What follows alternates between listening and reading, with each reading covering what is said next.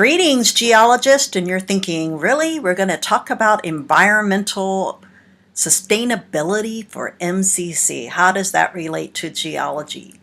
So I'd like to kind of talk a little bit about how the linkage of geology fits with environmental science and kind of spark an interest there on your part.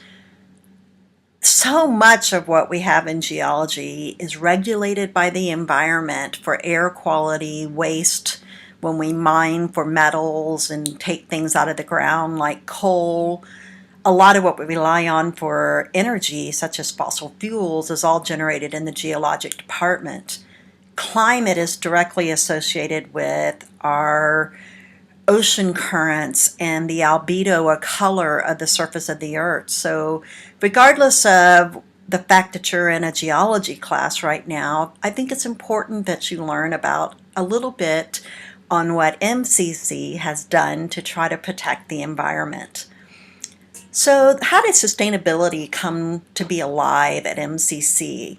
It's not always been the focus of the college, and typically it is a focus when the president of an institution determines that there is a need for sustainable efforts. And the prior president, from the one we currently have, Dr. Michaelas, he decided to join a band of presidents across the nation who wanted to be climate neutral by 2050. And he signed into that agreement and made basically a policy and signed this nationwide effort to do this on behalf of colleges. With that, we had to pass a policy at the college level to create a sustainability committee that would actually work on trying to strive to get the college focused in that direction. This policy also required board approval. So you're thinking, why does that have anything to do with me? When you get into the workforce, whether you are working for a private business and you have one CEO, or you're working for a college like I am, or a school, or maybe you work for some kind of local government, you will always have somebody who's in charge, decision-making people. Sometimes that might be you if you're the boss. But when it comes to a policy such as this one at an institution, a local government, a big business, small business, there had to be buy-in from the bosses at B, which is our board of trustees. They help us make that decision, and this did not come without a price tag. So for the college to make a commitment to sustainability required a huge, not I'm going to say unlimited, but just a huge amount of dollars and commitment to this long term. So let's talk about how this all came to be. When we first started, you can see this is me right here, and this is our current president. This is our prior president right here, Dr. Michaelas. So this is Dr. McLennan. These are some of our original, well, it was the original panel. This is Sid Ross right here, Dr. Teresa Sparks, and then this is Paul Hoffman in Student Success. We were the initial panel of people put together for the committee, so I still stay on that committee today. But eventually, we've expanded and done a lot of really cool things. So this President's Climate Commitment was a big step for MCC. So bottom line is most of what we've done has been voluntary changes, but some of it required a huge price tag to do this. In order to become Life is Green at MCC, each one of us that were on the committee had special talents or special experience. Like Sid Ross does all the construction on campus. Dr. McLennan at that time was the executive vice president who had knowledge of all of our contracts and how the school operates. I had all the environmental expertise and geologic expertise, and then Paul Hoffman just kind of is an all-knowing person that could put into that, and Dr. Teresa Sparks is extremely organized and had lots of experience in the workforce from a medical side. So we looked at what could we do to try to bring all that to the table and make some really cool things happen at MCC. So Dr. Michaelas actually formed the committee in 2008, and a sustainability officer was assigned right before the committee was made in late 2007. And of course, that's Sid Ross right there. So this is the committee that we had of people, and there's a number of folks on there, and we've expanded our committee. This is Dr. Fred Hills, Dean of Arts and Sciences, and a variety of different folks that you might recognize across campus. Well, in our policy, one of the things that we wanted to address was the construction of new buildings. If you weren't here around the 2007, 2008, 2009 timeframe, there were numerous buildings being constructed or would be in the construction phase. And so we decided to build all of our buildings that was new construction to LEED certification, and we'll be talking about that in just a minute. We wanted to be silver or higher. So it goes bronze, silver, gold, and platinum, basically, is what it boils down to. And we also stated that any kind of appliances that we would buy, if at all possible, would be Energy Star rated. That helps reduce the amount of energy consumption and also reduces our carbon footprint. Because remember, the goal of the climate agreement from the president was to become carbon neutral by 2050. We would do an annual greenhouse gas inventory to strive to get to that climate neutral plan in the year 2050. And then we would also put water conservation efforts throughout the college. So what does LEED stand for? You might have wondered what that plaque is in the science building, or if you've been to the Student Services Center, or you've been to the ESEC building, or even in the MAC building. LEEDS is an acronym that became kind of a buzzword back in the 90s, and it refers to leadership in energy and environmental design. Basically, it means to build your buildings environmentally friendly, not just in the construction phase, but also for the operation of that building long term. So we have done that with all of our new construction or renovations of buildings across campus, and this is kind of a big deal. So people think in terms of LEEDS construction. There are very few LEEDS buildings in Waco, Texas. There's a handful. City of Waco has one. I believe it seems like another organization has one in town, but nevertheless, we have the most LEEDS building by far anywhere in the Waco, Central Texas area, and it's because we've made this giant commitment to do so. So when you look at these buildings, this is the Michaelas Building. It's a gold level. Science is also gold. ESEC is gold. Not that I'm upset about that, but it should have made platinum. Everybody's a little bummed out by that. And then we did the simulations building, and we've, of course, done the student services building. But these three are the ones that are the golden stars on campus, and there's so many cool things about each and every one of these buildings. One of the things that was important to us was in the construction phase of LEEDS, we wanted to make sure we did everything we could to meet that mission statement and policy that we put into place. For example, these benches you see, if you go into certain buildings, they're throughout the buildings, and they're made out of the trees that were cut down to build the buildings. So basically, that was a huge expenditure because we had to send them to an environmentally friendly timber yard to get turned into furniture. So we actually reused, which is part of the process of the environmental R's. The typical 3 R's are recycle, reuse, and reduce. And so we'll talk about a handful of other R's in just a few minutes. One other thing we did was when we built the ESEC, the Emergency Services Education Center, which is kind of by the regional airport, we put in this large tank, and that large tank captures rainwater, and that's how the toilets are flushed there. So that's kind of impressive. On that same building, if you look at all these solar panels up here, those solar panels generate about 12% of the energy that comes from that building. Now, let's talk about one of the neat features of the ESEC building. One really cool thing is that there are over 200 wells that are geothermal that use energy from geology. So there's a link to our course. The radioactive decay of a rock layer that's just 100 or more feet under the ground produces enough heat to keep our water warm enough that we can actually use it for energy production. We have 256 2x4 solar panels on this building that produce 170 watts of energy, which is 47.3 kilowatts per day.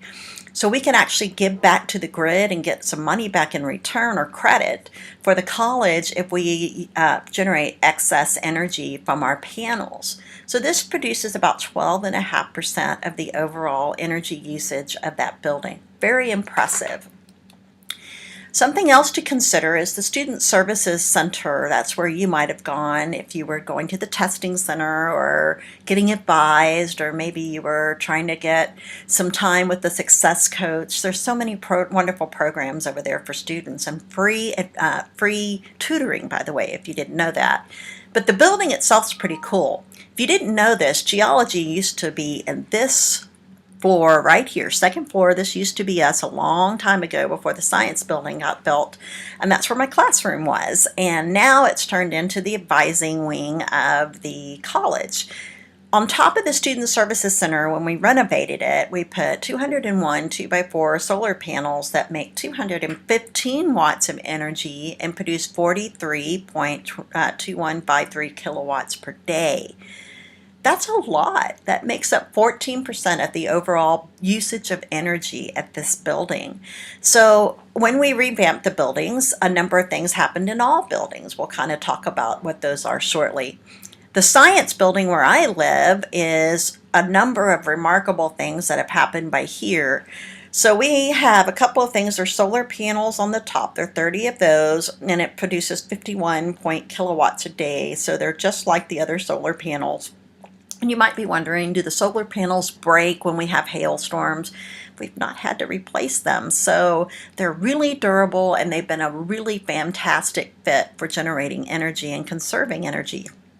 Another cool thing about these buildings is, like right here on the science building, if this is a veranda you can walk out on, and on the top of the ceiling it looks the same way. There's a white surface there that's a reflective surface for albedo, so we don't absorb as much energy.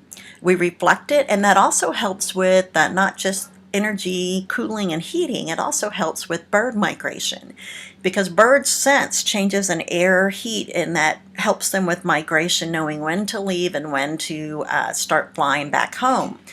Another thing is that we have these fountains right in this area. If you've not been to the building, there's some fountains down here in the kind of in this section of the building right outside. Those are powered up by the energy we use from the solar panels, and the water that runs in those is actually recirculated water. That's rainwater that's captured on site. Now, we had a big change and shift in 2010 when we really wanted to go all out on innovative energy conservation. So the central plant that does all of our AC stuff got a 400-ton centrifugal chiller. And in 2010, the central plant got upgraded, and basically we got a 400-ton chiller that is, wow. If you want to talk about an environmental investment, this was a huge dollar commitment.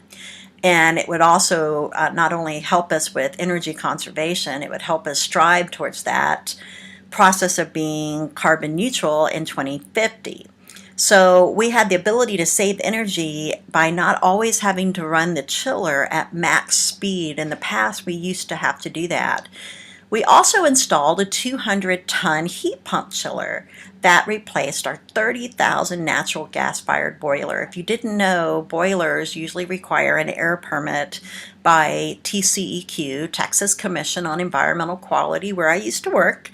And that is no longer the case, so we've got this really great set of equipment that helps us heat and cool our buildings more efficiently.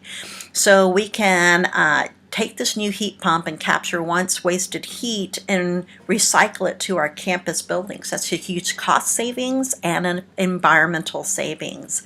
You might have noticed the shuttle system. Hopefully you use it. There's a little number you can call if you don't know what that is. Just do a search on our webpage for MCC and you can get a free ride to and from wherever you're going. And these use battery-powered electric carts that are generated from the renewable energy that's natural gas from the physical plant. So that's where these little guys operate from, and they actually help students park more efficiently, get across campus more efficiently. They're handicap accessible. They're really a fantastic addition, and I think if you've ever ridden in one, you know the drivers are just incredibly kind and friendly. Most students are on a first name basis with them that ride in those shuttles.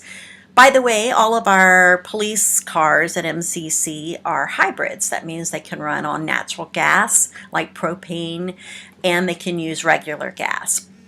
We also invented the bicycle rental program, of which you could rent a bicycle if there's one available on campus. If you're not familiar with that, just type in the bicycle rental program in the search engine or contact me and I can tell you how to get one.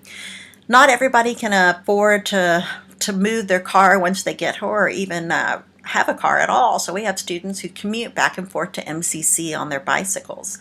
I've had one of these in a semester when there was one available and rented it and really loved it to get from building to building.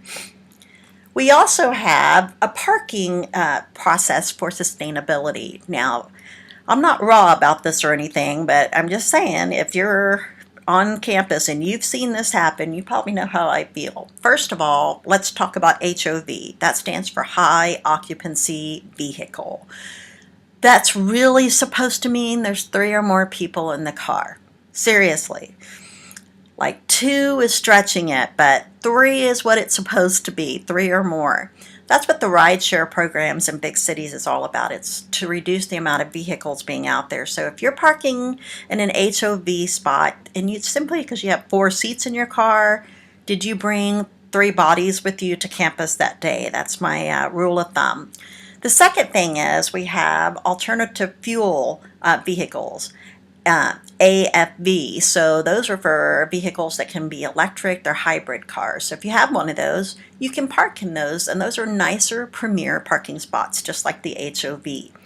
Doing this helped us with promotion for the points for LEEDs. It also supports sustainability efforts in terms of climate neutral goals that we have, and it also, one more thing we did was build parking garages on campus. It wasn't just for parking spaces because we needed it. While that was a factor, one of the main reasons we did it was to preserve the forestry land that we have and keep that natural park system in place that we have with Cameron Park. So that brings me to the next issue. MCC, this is kind of our floor plan, and you can see all the forest land that we have, and a lot of this is our property if you didn't know that.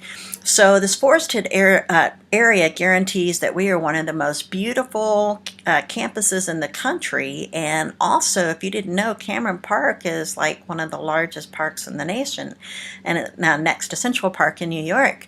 So we own most of this wonderful land, and if you are in a face-to-face class, I actually take you on a field trip down there if it's not flooded out. And you may have run that for exercise. Those trails, at least this side of it, belongs to MCC. Landscaping's another biggie. So landscaping is done by xeriscaping, and xeriscaping is spelled with an X, xeri, so Xeri scaping.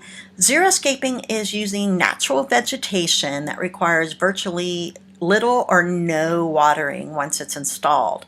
Several buildings like the ESEC, we actually had to plant grass out there, and part of our xeriscaping plan was to put natural native grasses that didn't require watering. In our plan, it said we could water for the first 2 years, and then we wouldn't water after that. We don't need to because it's naturally spreading vegetation. Sometimes the vegetation can have some rocks and cactus and other things with it, and other times it looks more like this, but it's natural vegetation that doesn't require much watering. Also, we thought about innovative thinking things that we could do for our rooms in our buildings, our offices, and so forth. So here are a couple of those things that we decided to do. In the buildings that have been retrofitted or built with new construction to LEED certification, these rooms in the new buildings are equipped with motion sensors that allows lights to come on and turn off. So if there's not much movement in a class, you might have seen the lights turn off. And that is part of our sustainability process. Many of our rooms have dimmers, so you don't have to use as much light. And if you're in an area that has ambient lights, we have shades that we can raise and lower so we don't even have to turn the lights on. Offices have two-way switches, so we don't have to use full lighting to keep our offices bright, and that's a great thing. Many people don't even use the lights in their office because there's plenty of natural daylight. On water conservation, a couple of neat things about our buildings that are LEED certified is that we have water-saving faucets that actually reduce the flow of water by about 50%. And our dual flush toilets, so I'm going to give you a quick lesson if you didn't already know. The green-handled toilets, up means it's liquids, down means it's solids. So most of us are in the habit of flushing down anyway. I want you to think twice when you see a green-handled flushing unit, whether it's in our campus or anywhere else. That's a signal that you have a dual flush toilet. They're using more water and more water pressure for pushing down than you are up. So whenever possible, push up, because if you don't have those solids, then you don't need as much water to push it down. So we, in the science building, actually use rainwater for conserving and watering our plants in the greenhouse. And then, of course, I mentioned earlier that we have those fountains that are run off of rainwater. We have a big aluminum can recycling program here at MCC. Most of them are done for scholarships for students. Like I generate cans and have my students generate cans for the geology field course. Some are done for the Mars 101 program. Some are done for biology and various programs across campus. So if you want to get involved with that, just let us know, because cans, aluminum folks, comes out of rock. Another link to our course. In terms of recycling, we do a lot at MCC. We have your basic recycle bins, and you might go, but why aren't they in every classroom? Well, a couple of reasons for that. The bins themselves cost money, which is actually a small investment in terms of the overall scheme of things, but you have to look at two sides of it there. There's also the liners that have to go in there, and that requires money every time that you change that out, so daily for every single container. And you have to think about the effort and the time for the employees that have to do that. So we do have recycle bins on every floor for every building. You may not recognize that there are recycle bins, and they're large ones, trash cans actually. They're big ones, usually under the stairwells or at the end of a hall. And then each of our LEEDS buildings has a recycling station, usually with a TV above it. But consider this. If you could just recycle and understand what is single stream and do it properly, it would help us out a bunch. Single stream means all your recyclables go into one bin. So they're not separated by type. They're not like aluminums in one thing, papers in another, or plastics in another. But a couple of things that I would tell you are not recyclable, maybe like a Doritos bag. You buy one in the vending machine. While it may seem like it is, it's not. It'll get sorted out when we send our stuff to Sunbright, because we send all of our single stream materials to Sunbright Paper, and they separate out like plastics, metals, and then paper. They make a lot of money off of paper and plastic, and then they send their metals for recycling to somewhere like Lipsitz. And so bottom line is that don't put dirty food bags or waste products or partially consumed beverages. Empty those things out. If it's something like a Starbucks cup, rinse it out. That would be very helpful. If it's a pizza box, tear off the top that's not greasy, and then the bottom part needs to go away and go into the trash. I have seen everything from jalapenos to cigarette butts to basically what I would call fruit that's become a science project in recycle bins across campus. And we want to promote recycling and not deter it, but we need help, and you can help spread the word. So we even recycle on our geology field course, simply because we want to conserve the environment. This is some of my students on one of our field course years at the North Rim of the Grand Canyon recycling. So Recycle Mania is something that you could participate in. In the spring semester, we always have that friendly competition with other colleges and universities, and we try to improve our poundage every single year. And our shred day is the same way. We try to get better, and we do every semester. We increase the volume because people know about it, and it's open to you as a student. We also have a community garden. If you weren't aware of that, the community garden has plots that you can maintain and grow vegetables on, and that's an organic way to use and share and feed our people. Volunteering is always the spirit and intent of what makes any kind of environmental sustainability project work. So if you can volunteer a little bit of your time, that helps us do projects, and there's tons of these around on campus. Every year we do Tree Campus USA. I am the committee lead for that and help do the Tree Campus. And we've had 4 consecutive years of being designated as a Tree Campus USA, and we're continuing and applying for our future years as we venture onward with our Tree Campus USA stuff. That requires volunteering, tree surveys, that's expensive by the way, and then it requires us to do a tree inventory, all kinds of really cool stuff that we do on campus. In summary, with our recycling and our sustainability efforts, we are working to get to a zero neutral climate carbon-based campus by the year 2050. We do that by recycling, reducing, reusing, and I would say even rebuy. That's the 4th one that I'll put in here. And rebuy is meaning that you buy recycled products. That closes the loop. So I wanted to take a few minutes here and talk a little bit about how important this class is to you that you've just taken, and hopefully that you might consider taking historical geology. So a number of you are like, oh my gosh, there is so much work involved with this class for physical. And that is true. It is a 4-hour lab science, so just like biology, chemistry, physics. It's the same kind of thing. I'm going to tell you that historical has less labs, and it's such a great class. It is so informative. You learn about the evolution of the earth in terms of when did mountains get made, when did the sea levels come and go, when did the continents get made, when did they get torn apart, when did life start evolving, and the sequence by which that happened. So we have several really cool parts of that. You're going to learn about the great dying, which is the Permian mass extinction. You'll learn about dinosaurs and the Mesozoic and then their extinction event.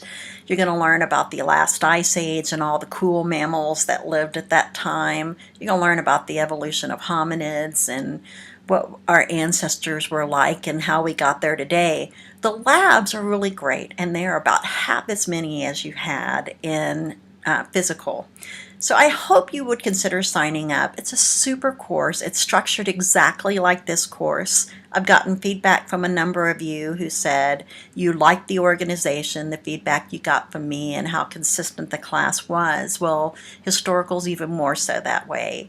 So I'm looking forward to seeing each of you that can take historical next semester. You'll love the class. It's fantastic. You have to have completed physical with a passing grade or not, or better. So that's a C or better in order to take this. That's a state requirement, by the way. They made that 2 years ago, where this would be a prereq. So it's been a privilege and an honor to serve each of you this semester, and I hope that you know that you're free to come see me at any time and contact me. Just because it's been an online class doesn't mean I don't know you. I do know you, and you know me. You've gotten to see me a lot this semester, and I'm hoping that'll stay true for next. Hang in there and do well on your final exam. Bye.